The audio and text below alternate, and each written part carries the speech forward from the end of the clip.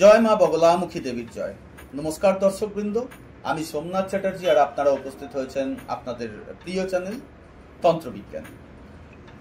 দেখুন, ভারতীয় সংস্কৃতি এবং আধ্যাত্মিকতায় হনুমানজির সাধনার একটা বিশেষ গুরুত্ব কিন্তু রয়েছে।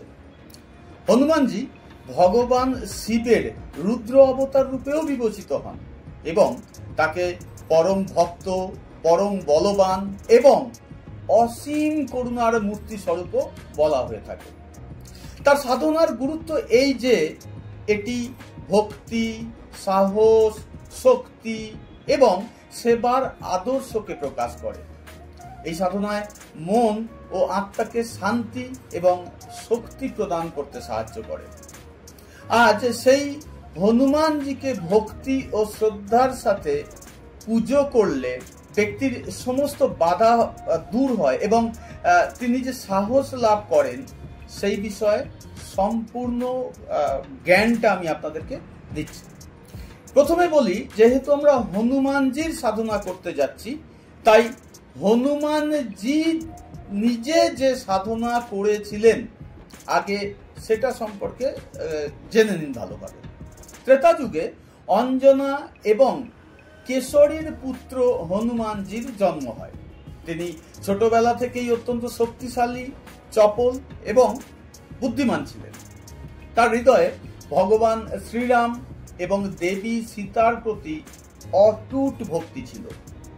হনুমানজির প্রাথমিক যে সাধনা শুরু হয় সেটা হচ্ছে হনুমানজি তার গুরু সূর্যদেবের কাছ থেকে বেদ, শাস্ত্র এবং বিদ্যার গভীর অধ্যয়ন করেছিলেন।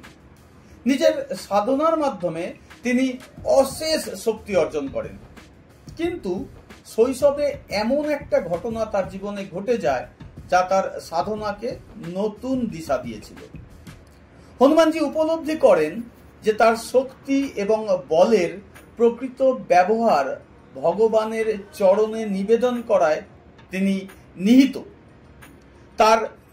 তিনি তার সমস্ত সাধনাকে ভগবান শ্রীরামের সেবা এবং ভক্তিতে নিবেদন করেন।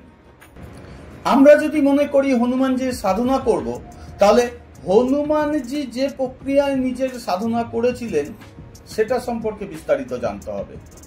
সুতরাং হনুমানজির নিজস্ব সাধনার কিছু মূল উপাদান ছিল। তার মধ্যে প্রধান চারটিকেই আমরা আজকের দিনে আলোচনা করব, গুরুত্ব দেব, নজর দেব। প্রথমটি হচ্ছে ভক্তি। হনুমানজি ভগবান শ্রীরামের প্রতি নিজের সাধনাটাকে নিবেদন করেছিলেন। তিনি কখনো নিজের শক্তিকে প্রদর্শন করেননি, বরং তা ভগবানের সেবায় কাজে লাগিয়েছিলেন। দ্বিতীয়টি হচ্ছে সেবা ও ত্যাগ। শ্রীরামের বনবাসকালে সীতার সন্ধানে রামের সেতু নির্মাণ এবং রাবণের সঙ্গে যুদ্ধে হনুমানজি যে অনন্য সেবা প্রদান করেছিলেন সেটা জানতে আমাদের কারুর বাকি নেই।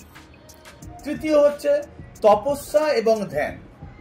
হনুমানজির তপস্যা তাকে অসীম শক্তি এবং ঐশ্বর্য দান করেছিলেন। তিনি কঠোর সাধনা এবং ধ্যানের মাধ্যমে ভগবানের নাম জপ করতেন। নাম জপ, এটা চতুর্থ পয়েন্ট। নাম জপ এবং হনুমান চল্লিশা পাঠ, উনি নাম জপ করেছিলেন, আমরা ওনার নাম জপ করব এবং ওনার চালিসাও পাঠ করব। কারণ বলা হয় তুলসীদাসজি হনুমান চালিসা লেখার আগে হনুমানজির দর্শন করেছিলেন। হনুমান চালিসা পাঠে ভক্তদের জন্য মানে এক প্রকার সাধনাই বলতে পারেন এটা। যিনি জেনে করেন বা না জেনে করেন, তিনি নিজের লাভই করেন। এবার বলি, হনুমানজি যে এই কঠোর সাধনা করেছিলেন তাতে তিনি সিদ্ধি লাভ কি কি করেছিলেন। তিনি প্রথমত লাভ করেছিলেন অষ্টসিদ্ধি ও নবনিধি সিদ্ধি, যা তাকে মাতা সীতা অর্পণ করেছিলেন বরদান হিসাবে।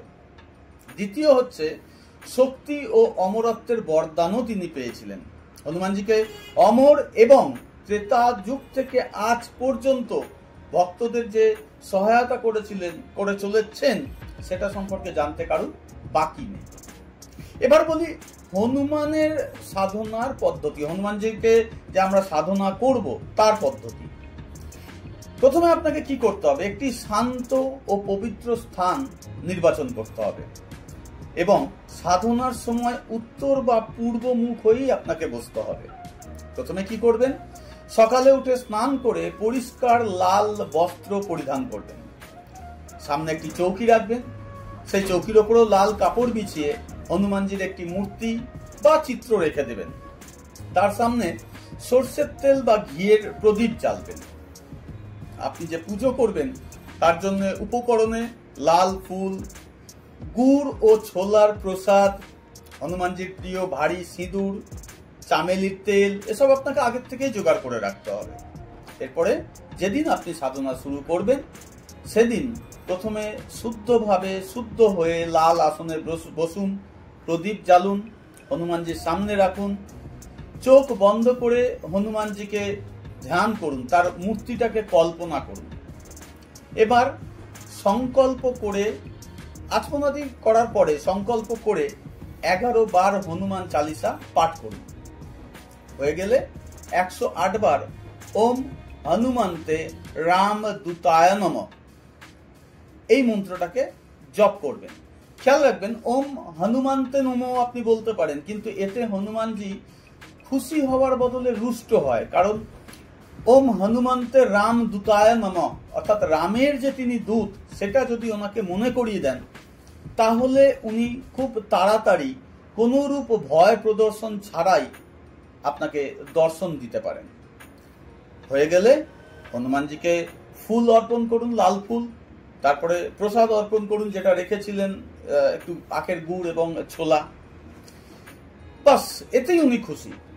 তবে খেয়াল রাখবেন, মঙ্গলবার আর এই শনিবার যেটা আছে না, এই দুটো দিনকে কিন্তু সাধনার বিশেষ দিন বলা হয় এবং এই দুটো দিন আপনি হনুমানজির বিশেষ পূজা পাঠ করার চেষ্টা করবেন। হনুমানজির সাধনা করলে কি কি উপকার হয় চলুন এবার সেগুলো জেনে নিন। প্রথমেই যেটা হয়, আপনার সমস্ত রকমের ভয় এবং সংকট বাধা সব দূর হয়ে যায়। দ্বিতীয় যেটা হয়, আপনার আত্মবিশ্বাস প্রচুর পরিমাণে বৃদ্ধি পায়, আপনার সাহসও উত্তরোত্তর বৃদ্ধি পায়। তৃতীয় যেটা হয়, জীবনের যে কোনো কাজ তাতে আপনি সাফল্য অর্জন করবেন, শুধু সেটা যেন অনৈতিক না হয়। চতুর্থ, আপনার মানসিক এবং শারীরিক শক্তি দুটোই উপর্যুপরি বৃদ্ধি পাবে। এই এত কথা বলার পরে আমরা যেটা মেন বলবো সেটা হচ্ছে, হনুমানজির সাধনা আমাদের শিক্ষা দেয় ভক্তি ও সেবার মাধ্যমে ঈশ্বরের কৃপা অর্জন করা যে সম্ভব সেটা।